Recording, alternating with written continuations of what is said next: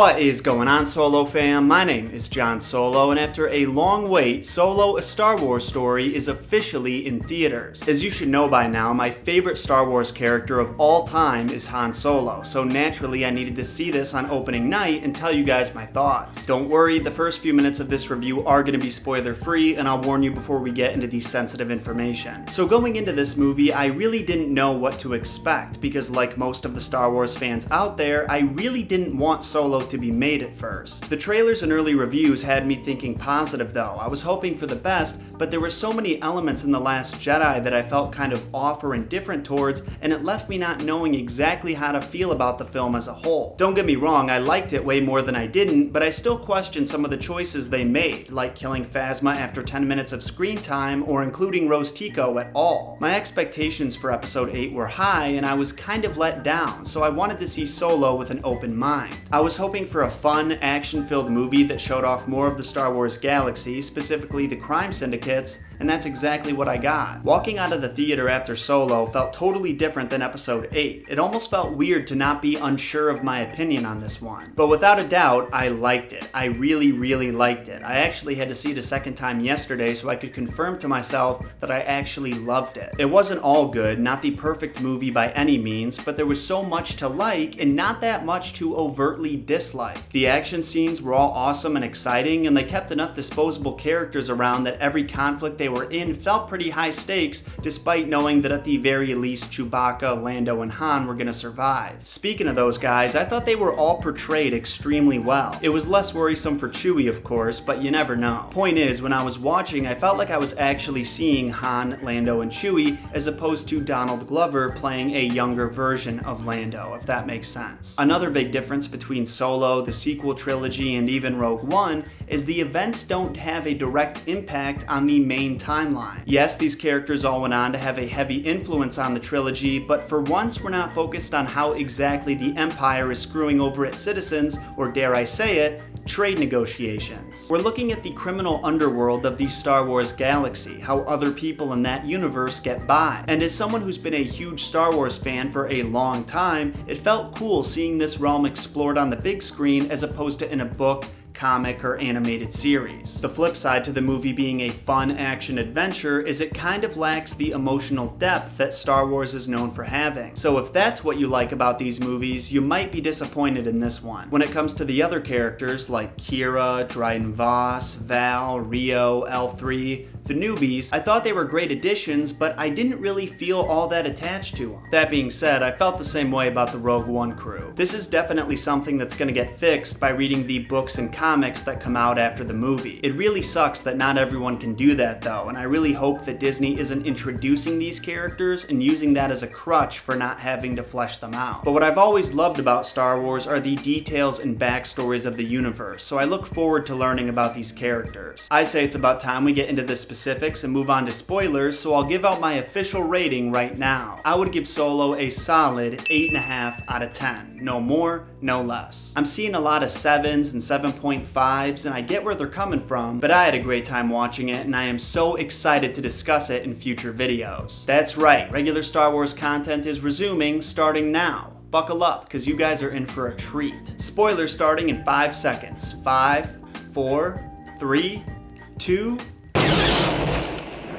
I actually don't know how to start this section because now that nothing's off limits, my mind is going to 10 different things I want to talk about. I guess that first I want to say, as a hardcore Star Wars fan who knows a lot about the new expanded universe and quite a bit from Legends, I was totally satisfied with the level of fan service in Solo. I know for a fact I didn't catch every reference and Easter egg because Solo is filled with them, but every time I noticed something that pointed towards the EU, like Lando mentioning Aurra Sing, it put a smile on my face. All of the new movies have done stuff like this, but in my opinion, not as well as Solo did. Despite all the callbacks and references, very few of them felt forced. I did get a little sick of the emphasis on Han's golden dice though. They were in the Millennium Falcon throughout the whole original trilogy and no one brought them up once. But now in episode 8 in Solo, there was like 4 shots each where the camera is focused right on the dice. That's what I'm talking about when I mention things feeling forced. I don't like that. Stop doing it. What I also felt pretty weird about, but I'll admit really excited for too, was the Darth Maul reveal at the end. I had no idea this was coming, but I recognized Sam Witwer's voice immediately and saw the robot legs, and I was like, holy shit. His inclusion blew me away. To this day, I still have conversations with people who think that he died in episode 1. Then you have the casual fans who heard he made a comeback with spider legs, but that's about it. His inclusion makes sense on the timeline, but it was really shocking to me that they throw him in there, because if you've only seen the movies, you would think this is a pretty irrelevant bad guy who hasn't had anything to do with the story since killing Qui-Gon Jinn. All that being said, I am really excited about it, man. There's some fans who think this is a definite sign that there's going to be a solo trilogy with Maul and Kira being the antagonists, but I would say it's more likely pointing to his showing up in future movies. I'll admit, I wasn't initially a huge fan of his surviving being cut in half, but every Darth Maul story they've released since then has been great, and it's cool to see them finally utilizing some of the better elements from the prequels on the big screen as they build the new universe. I also really enjoyed seeing how Han and Chewie met. The circumstances were too perfect. Of course Han was supposed to be Wookiee food, and of course they almost had a fight to the death. How else would you have expected these guys to meet? I also loved everything that happened with the Millennium Falcon. You get to see it brand new, without all the mods, the stock turret, the paint job, and then you literally get to watch it become the famous hunk of junk that you've grown to love over the past 4 decades. Of course, that isn't to say it didn't get beaten up in the years prior to A New Hope, because it did. If you read the book Last Shot, which I highly recommend you do, it's one of my favorites, you learn that Han actually made a point to trash at least the inside of the Falcon because he likes things all messy and haggard, I guess. I really like the reference to Han shooting first, too. I don't have much to say about it, but I thought it was dope, even though it kinda messes up the official version of the Greedo incident.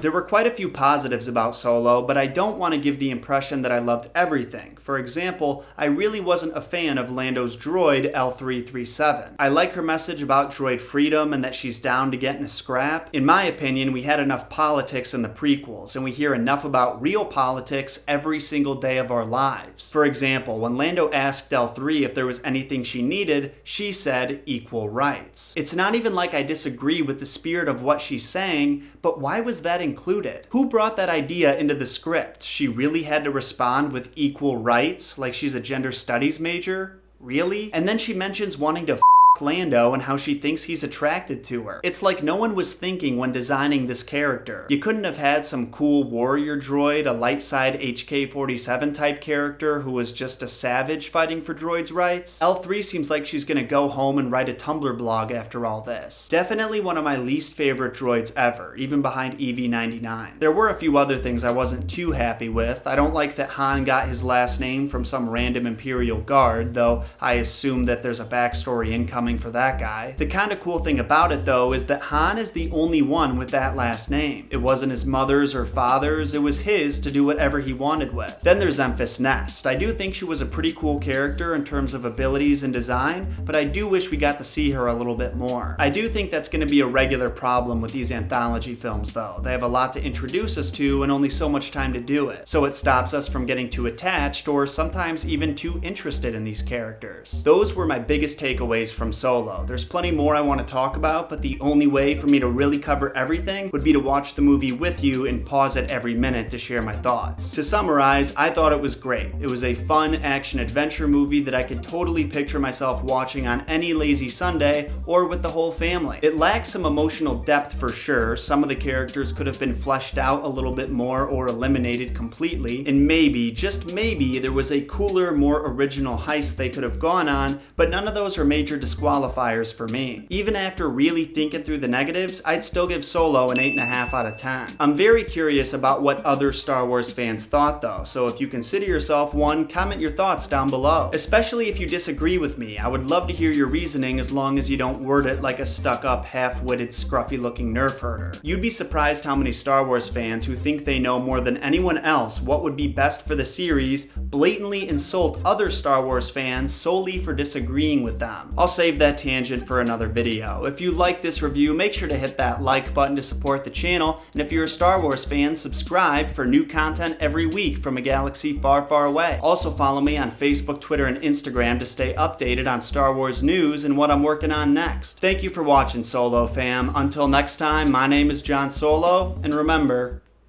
John shot first.